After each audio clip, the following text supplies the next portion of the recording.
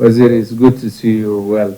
You are not feeling well last time, and at least you are up responding to national issues. My first question on the allocations, as the breakdown you gave, we are dealing with road maintenance levy fund. The name is so clear. Road maintenance levy fund. What is the rationale of apportioning 1.5% of road maintenance levy fund to a roads department when your ministry is very well represented by Kura, Kenha, and Kera, and this is still a maintenance fund, and it would have gone to the right duties, not, because the State Department doesn't deal with road maintenance. These are the agencies under the Act, under your ministry, that deal with the road maintenance issues. And that brings me now to the reduction on KRB percentage from 2% to 1.5. When I look at the mandate of Kenya Roads Board, it has a gigantic task to do, overseeing road network, coordinating development, maintenance.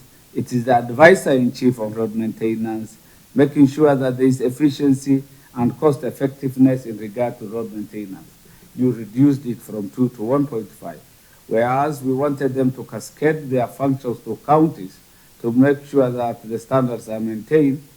Their portion is reduced. So I'm asking, that's my first question, why should that happen when they are required to grow? 2, on number 5, on the classification of roads where you have inserted, roads linking major designated towns and forming, that's on page 5 of what you are reading,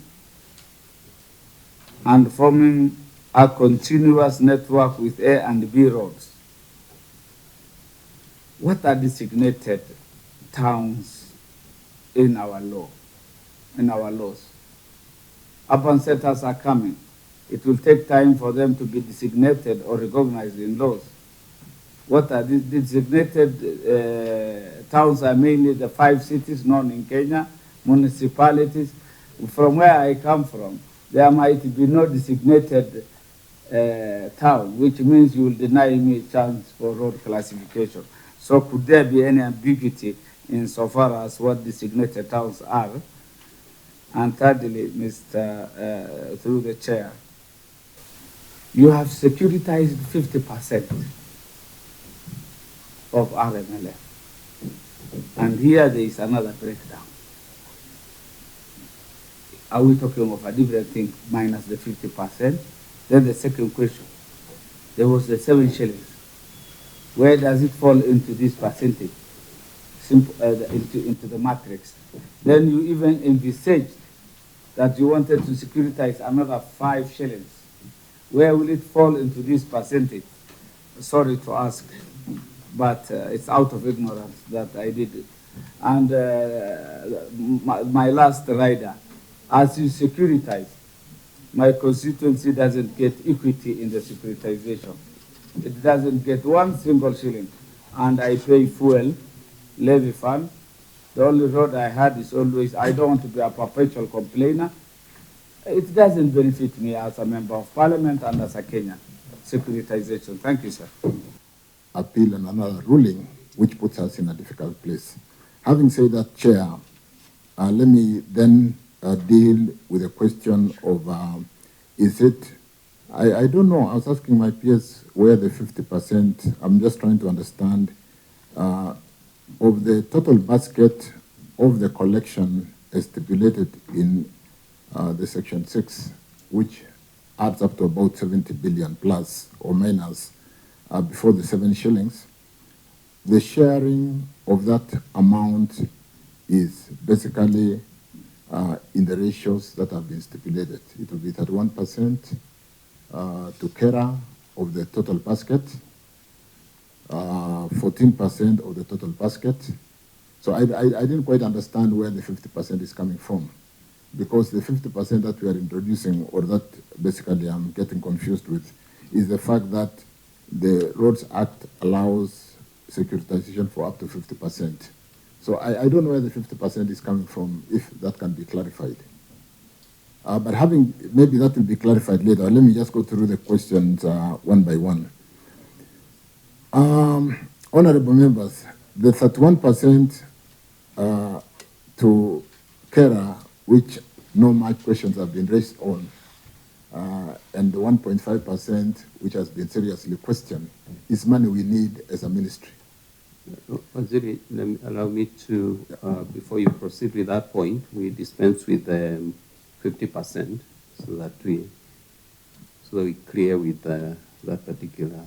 That's why it's good. That's very clear now, because what that section, Chair, is giving clarity to section 32A, which basically stipulates that we can set aside up to 50% for the purpose of raising more funds. I think that's the clarity. But with respect to allocation, if there was no setting aside, the point is, before we got the 7 shillings, or before we did what has come to be known as securitization, the basket will be 100%. We will do the allocation of those percentages of the total basket of 100%. But once securitization, or once we set aside a portion for the purpose of raising more funds, and the setting aside, which we have done 28%, the law allows that we can set aside up to 50%. But that is may, the fact that we've set aside now 28%, so the allocation formula is sharing on the 72% which is available. And that 72%, Chair, is 72% of 18 plus 7. Because that's why I'd given that rider that when 7 shillings came in, we never shared out. We basically took it straight to, basically, we sold it and basically got the SPV to give us the full amount of 175, which we are using to pay for pending bills. So with that understanding, and I wanted that to be clear, it is the ratios that have been set out in section 6 are ratios which apply to the full amount if securitization had not been done.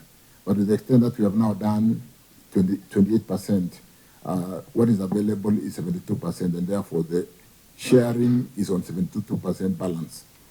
I will delve into how we employ the proceeds of securitization, which some of our colleagues say we don't benefit, but I'll delve into that in a moment.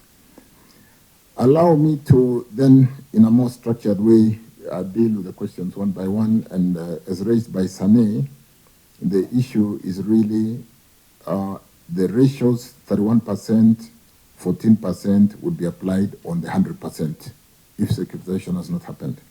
But to the extent that we have securitized, I think that has come out clear. The 1% administrative, we are going into uncharted place where we are now having a levy, which has got its own act, RMLF Act, and we have to make sure that, like we have brought out clearly in the act, that we have to ensure that programs are submitted, proper administration and supervision is made to make sure this money is conditionally applied for roads and not applied for anything else. And therefore, there will be need for the ministry, including myself, to basically participate. I didn't realize the committee doesn't quite support the ministry. The 1% is very, very hotly contested. And yet, we need us to visit the roads, not to see the roads on paper. I've stipulated very clearly, Chair, in my argument that we need effective monitoring, unless monitoring is just sitting in my office and receiving phone calls. We need effective monitoring, we need evaluation, we need quality assurance, and we need audits. I do not need to ask KRB to book for me and pay for my fuel to go and audit them. Because you can imagine if I was paying your bills to come and audit me, it is no longer an audit. We need to visit all a number of these programs across the country. And don't forget, Chair, that Kera, Kura, and Kena reports to the ministry, or they are subject to the ministry. And therefore, if as a ministry, you don't give us ability to supervise what we are doing, and when we meet out there, it is on account of KRB or on account of Kura buying me a ticket, you can see there's a situation where the people I'm supposed to be oversighting are the ones paying my bills. This is the situation we are in today. Because don't forget that even as we sit here, you see the vote on administration given to the Minister from the National Treasury. And if we don't leverage on this to ensure that we use this 1.5% to ensure that we effectively manage and monitor, audit, and ensure that we deliver. When you ask us, why are the roads breaking down too early? You should possibly not be asking the ministry.